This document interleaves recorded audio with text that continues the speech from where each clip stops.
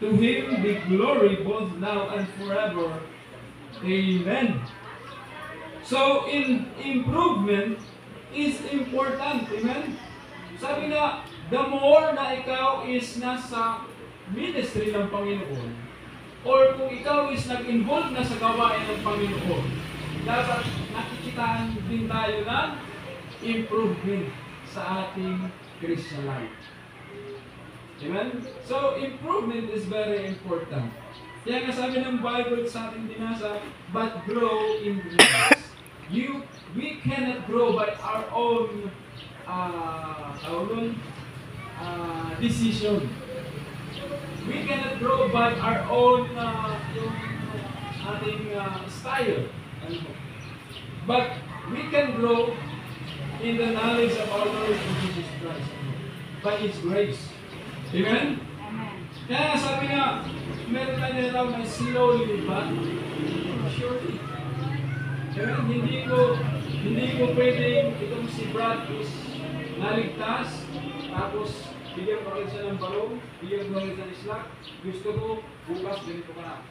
Hindi ko ganun. Slowly but surely. So ibig sabihin, dapat kung tayo is nasa gawain ng Panginoon, meron tayo nakikitaan na improvement sa ating buhay bilang isang mananampalataya. Amen? Amen. So kung tayo is matagal ng mananampalataya, but at the same time wala pa rin tayong improvement, I think there's something wrong in our hearts. Merong mali sa ating puso. Kung hanggang ngayon, wala pa rin tayong improvement sa ating buhay bilang isang mananampalataya. So doon po sa Taiwan, talagang, siyempre, some of them is really Christians. So, as part of ministry, I ask permission kay Pastor Ed or sa aming teacher ko doon na bago tayo mag-start, magkaroon kami ng bunatan. Kung sino mabulat ngayon, next Sunday, siya yung mag-memorize ng Bible. From Genesis to Revelation. Kasi may mga mananampalataya na matagal ng Kristiyano, subalit hindi pa rin alam magbuklat ng Bible. Lalo na pag pinabuksan yung Micah. Pag pinabuksan yung sa bandang. Kaya, salamat sa Diyos dahil ngayon, natapos na nila yung rotation sa pag-buod. But the grace of God is, alam na nila. Why? Kasi na-memorize na nila yung aklat, yung books from Genesis to Revelation. So that's part of kanilang improvement sa kanilang Christian life. So sige, kung tapos na yan, nag-iwan ako ng command, ganito naman. Ano naman ng memory verse. Para may alam din verse. Sa life verse or anumang verse na pwede mong i-memorize sa iyong buhay. Amen? So, part ng growing yan. Part ng improvement ng ating Christian life. Amen? Kasi maganda po yan sa ating pinasamahan. Kasi may mga Christian na, sabi ko nga, kamando lang, pero tututusin, hindi naman para alam magbuklat ng Bible. Hindi pala alam kung saan yung mga Amen. Sabi nga, kung gusto natin matuto ng salita ng Panginoon, matututo tayo sa biyaya ng Panginoon. Amen. Kung gusto natin ma-memorize ang books of the Bible, kung susunod natin, ma-memorize po natin. Amen. Kaya pag sinabi ng pastor, kung natin dito sa Jonah, Jonah, sa kanya Jonah. Alam mo na. Pinuksan yung Jeremiah. Walang Jeremiah, alam ko Jeremiah. Kasi nga hindi natin memorize yung books of the Bible. So part of our improvement yan bilang isang mananampalataya. Buksan natin sa Malakay. May Malakay ba? Wala na. Bakit? Nandun kasi tayo sa loob rin eh. Wala yun eh. Wala kasi hindi tayo bibigyan. Yun yung mga kasabihan ng mga nilang bibigyan.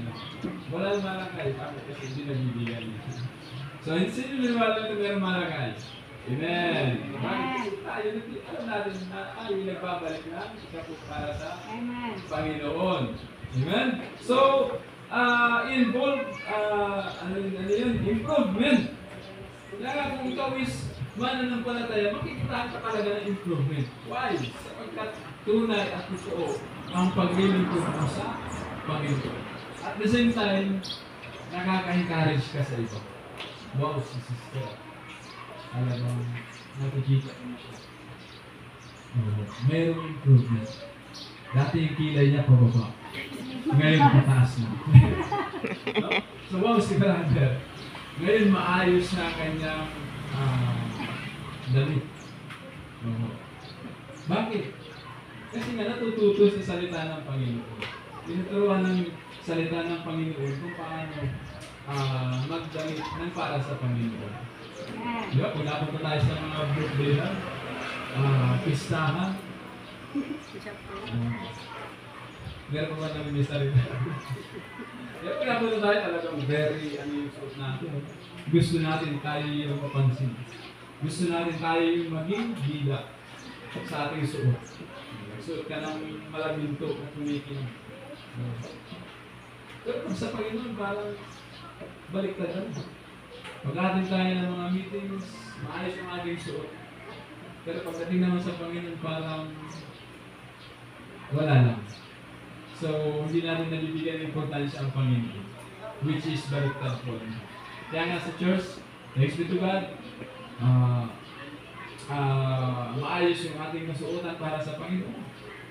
Why? Because we give high respect sa ating Panginoon. Amen? Kaya, doon pa lang, kailangan tayo ng improvement sa gawain ng Panginoon. Kaya kung mayroong improvement, nakikita doon kung paano natin iniibig ang ministry ng ating Panginoon.